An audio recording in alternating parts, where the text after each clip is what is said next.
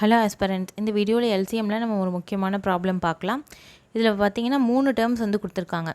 12x-1 whole cube கொடுத்துருக்காங்க. Sorry, 2 terms கொடுத்துருக்காங்க. ஒன்று 12x-1 ஹோல் க்யூப், அடுத்தது 15x-1 into x+2 whole square. இப்போ மீசிம அப்படின்னா மீச்சிறு பொது மடங்கு, இதை வந்து நம்ம கண்டுபிடிக்கணும். எல்சிஎம்க்கு என்ன கண்டிஷன் அப்படின்னு பார்த்தீங்கன்னா, ஏதாவது ஒன்றுத்தில் இருந்தாலும் போதும், அதை நம்ம எடுத்துக்கலாம். 2 டேர்மா 3 டேர்மா 4 டேர்மா எத்தனை டேர்ம் கொடுத்துருந்தாலும் சரி தான். ஏதாவது ஒரே ஒரு டேர்மில் அது கொடுத்துருந்தாலும் அதை நம்ம எடுத்துக்கலாம். எங்கே வந்து என்னென்னா, அந்த டேர்ம் வந்து நிறைய இதில் இருக்குது அப்படின்னு வச்சுக்கோங்களேன். இப்போ x+1 அப்படின்றது எல்லாத்துலேயும் இருக்குது. அந்த மாதிரி பார்த்தோன்னா x+1ல் எது ஹையஸ்ட் டிகிரியோ அதை தான் நம்ம எடுத்துக்கணும். மீச்சிறு அப்படின்ற வர இடத்துல நம்ம ஹையஸ்ட் டிகிரி எடுக்கிறோம். அங்கே வந்து என்னென்னா மீப்பெரு பொது வகா எண் அப்படின்னு வரும். பெரிய எண் அப்படின்னு சொல்லுவாங்க, ஆனால் அங்கே சின்ன டிகிரி தான் எடுத்துப்போம். இங்கே சின்ன எண் அப்படின்னு சொல்லுவாங்க, நம்ம பெரிய டிகிரி தான் எடுத்துப்போம். இதில் வந்து ஃபஸ்ட்டு எப்படி போடலாம் அப்படின்னா, 12க்கும் 15க்கும் முதல்ல தனியாக வந்து எல்சிஎம் கண்டுபிடிச்சிடுங்க. 12க்கும் 15க்கும் எல்சிஎம் எடுத்தால் என்ன வரும்? 3ஆல் பண்ணலாம், 4 வரும், 5 வரும்.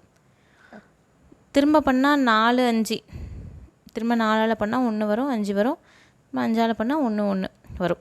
3 × 4 × 5 மூணுத்தையும் பெருக்குனா என்ன வரும் அப்படின்னா 60 அப்படின்னு நம்மளுக்கு வரும். அப்படின்னா நம்பரில் வந்து என்னென்னா 60 அப்படின்னு வந்துடுது ஆன்சரில்.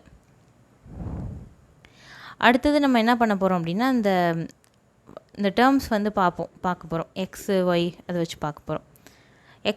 x-1 எல்லா இடத்துலையும் இருக்கா அப்படின்னு பாருங்கள். இங்கேயும் இருக்குது, இங்கேயும் இருக்குது. எது ஹையஸ்ட் டிகிரியாக இருக்குது அப்படின்னு பார்த்தீங்கன்னா, ஃபஸ்ட்டு இருக்கிறது தான் x-1 ஹோல் க்யூப். அடுத்தது பார்த்திங்கன்னா x+2 ஸ்கொயர் ஹோல் ஸ்கொயர் இருக்குது. இங்கே இன்னொரு டேர்மில் இருக்குது, ஆனால் இல்லை, இங்கே மட்டும்தான் இருக்குது. ஸோ நம்ம அதை அப்படியே எடுத்து எழுதிக்கிறோம், x+2 ஹோல் ஸ்கொயர் அப்படின்னு சொல்லிட்டு. அப்படின்னா நம்மளுக்கு என்ன ஆப்ஷன் வந்து ஆன்சர் வரும் அப்படின்னு பார்த்தீங்கன்னா, சாரி இது கிடையாது, option A 60 × x-1 whole cube into x+2 whole square. இதுதான் வந்து நம்மளுக்கு வந்து ஆன்சராக வரும். ஓகேவா? நெக்ஸ்ட் ப்ராப்ளம் பார்க்கலாம். அடுத்த சம் பாருங்கள். மீசிமா தான் கண்டுபிடிக்க சொல்லியிருக்காங்க. x² -1 அப்புறம் x-1 ஹோல் ஸ்கொயர் இப்படி கொடுத்துருக்காங்க. இதுக்கு வந்து எல்சிஎம் நம்ம கண்டுபிடிக்கணும். ஃபஸ்ட்டு x² -1 இது எக்ஸ்பேண்ட் பண்ண முடியுமா அப்படின்னு பார்த்தீங்கன்னா, a² - b² எப்படி எக்ஸ்பேண்ட் பண்ணலாம்? a + b × a - bன்னு எழுதலாம். அந்த மாதிரி இங்கே x² - 1² இருக்கதா அர்த்தம்.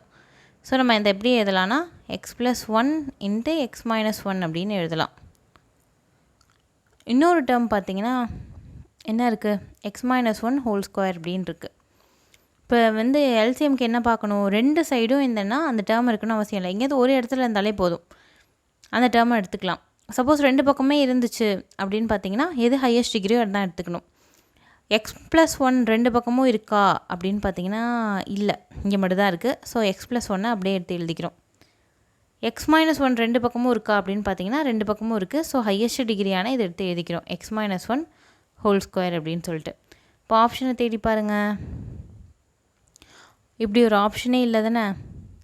இதை வந்து அவங்க எப்படி வந்து மாற்றி எழுதியிருக்காங்க அப்படின்னா, x+1 இதை எக்ஸ்பேண்ட் பண்ணால் என்ன எழுதலாம்? x-1 × x-1 எழுதலாமா?